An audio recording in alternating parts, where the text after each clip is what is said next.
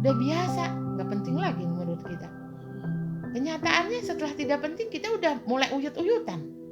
Bosan atau Bukan, rambut kita pun nggak kita sisir. Bagi kita suami udah senang kalau kita ubek-ubekan. karena merasa sepertinya udah diterima Kenapa apa adanya perempuan? ya. Iya, kenapa perempuan ditunjukin harus cantik? Kata Allah. Kenapa Allah bilang jadikanlah engkau sebagai perhiasan suamimu. Artinya dia harus menjadi cantik Iya. sampai dia tidak ada suaminya. Tua-tua bisa jadi cantik Iya. karena ada cahaya hatinya. Kenapa perempuan itu dijadikan surga bagi keluarganya? Telapak kaki ibu. Karena kalau ibunya hatinya baik, cintanya ada, kasih sayangnya ada, kebahagiaannya tidak membuat orang lain susah, istilah kata, menjadi pilihan untuk tempat tinggal orangnya, orang anaknya, tempat tinggal untuk anaknya, untuk suaminya. Bukan masalah perceraian, tapi akan dirindukan. Iya. Bayangin kalau kamu gak ada hal itu, anakmu ada masalah, lari kemana? Coba, kan gak mungkin. Setelah menikah pasti kita berharap ada anak, ya kan?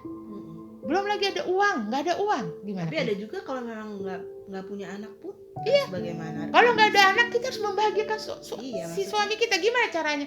Dia susah, kita susah juga. Gimana caranya? Buka mata hati dia hidup adalah kebahagiaan kita bersama.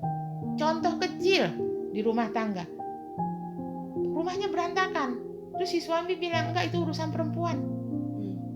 Ditunggu aja si perempuannya untuk supaya ngebersihin.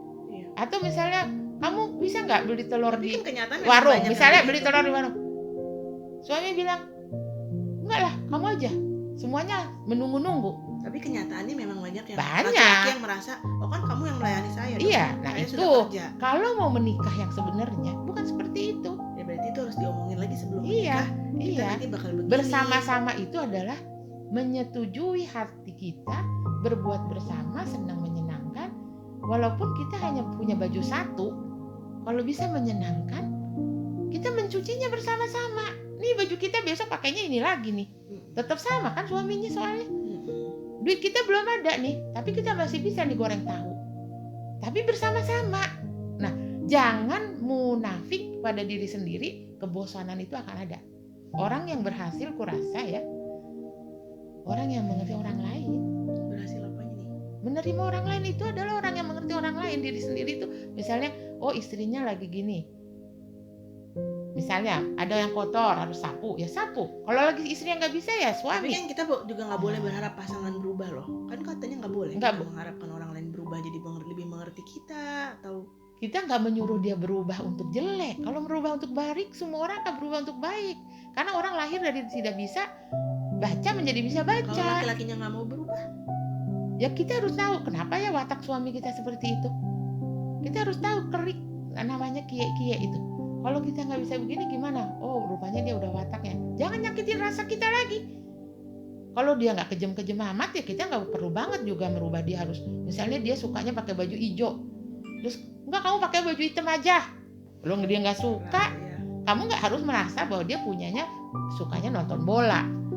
Kamu ikutin cara nonton bola itu gimana. Kalau kamu nggak senengin paling nggak mensupport. Bukan jadi menjatuhkan dia. Nggak boleh ini, nggak boleh itu. Kalau udah menjatuhkan dia, perasaannya dia akan merasa tersingkirkan, terbuang. Seolah-olah kesenangan batin dia tidak dipenuhi oleh dirimu kan. Ya. Yang kedua lagi juga, ketika menikah itu bukan hanya gampang tentang uang. Penting tapi uang. Uang sangat penting, tapi bukan hanya uang. Begitu manusia perempuan ditakdirkan Allah untuk menikah, perempuan itu harus smart dan pintar. Perempuan itu harus bisa mencari hidupnya, bagaimana bisa menghidupi diri dia sendiri. Bergantung, bergantung bukan hanya kepada suami, bergantung hanya kepada Allah. Satu, kenapa Allah? Suami wajib memberi nafkah loh. Kalau suami wajib memberi nafkah, perempuan harus smart menjadi orang pintar. Karena kita tidak tahu ke depannya hidup suaminya akan bagaimana. Suami yang sudah memberikan kita emas pun, belum tentu dia besok akan memberi kita emas. Paham? Ya kan? Jadi kita harus bersyukur sama Allah kasih kita perempuan. Perempuan itu adalah tangguh. Gimana rakyat kita harus di kerajaan kecil kita tangguh? ya ibunya harus tangguh, bukannya main-main. Oh itu hanya bohong-bohong, itu hanya cerita-cerita yang dulu-dulu diulang.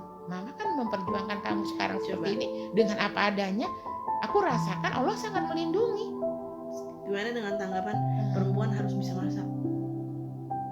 Itu kodratnya manusia, semua orang yang punya tangan, punya rasa kecap di mata, rasa melihat, bisa mengecap rasa. Kalau dia berkeinginan masak, dia pasti harus makan. Perempuan itu bisa masak kalau dia ada kemauan kan? Ya, tapi haruskah perempuan selalu masak? Loh, kalau perempuan rasa kita harus masak, kita lihat dulu kembali lagi kepada diri sendiri. Masakin suami loh maksud Iya, aku. suami masak. Apa nggak membahagiakan lihat suami tersenyum kalau kita masakin telur mata sapi dengan campuran garam di atasnya? Bukan Terus dia pakai beban kecap. berarti ya. Bukan sebagai beban. Kalau udah sebagai beban, bukan cinta itu namanya. Karena orang Kalau yang udah ingin seperti- membahagiakan orang kalau sudah adalah dia dituntut ya. ingin melihat, melindungi terus. Aku ingin melihat kamu aku masakin soto ya. Aku ingin kamu masakin telur mata sapi ya. Tapi bukan karena kamu terpaksa. Kalau udah hanya terpaksa, lebih baik nggak usah. Karena ketika kita mau ngasih cinta nih, kita mau nikah. Berarti boleh aja dong, bisa aja dong yang pihak suami yang Boleh. masak, atau Itu pihak sih udah suami. biasa, nggak usah dipungkiri. Selagi manusia ada rasa makan di lidah dia, kalau dia nggak ada makanan, dia pasti ambil garam sama nasi, dia kecap ke lidahnya. Iya, dia akan rasakan itu asin atau manisnya. Garam, nasi, dan kerupuk. Iya. Jadi kita nggak usah terlalu ngoyo, harus begini-gini, nikmatin. Tapi pada kenyataan Allah ada mah apa adanya. teman-teman aku yang memang sudah menikah yang suaminya tuh maunya harus masaknya ini ya. Ya, Nanti itu siang sore beda ya.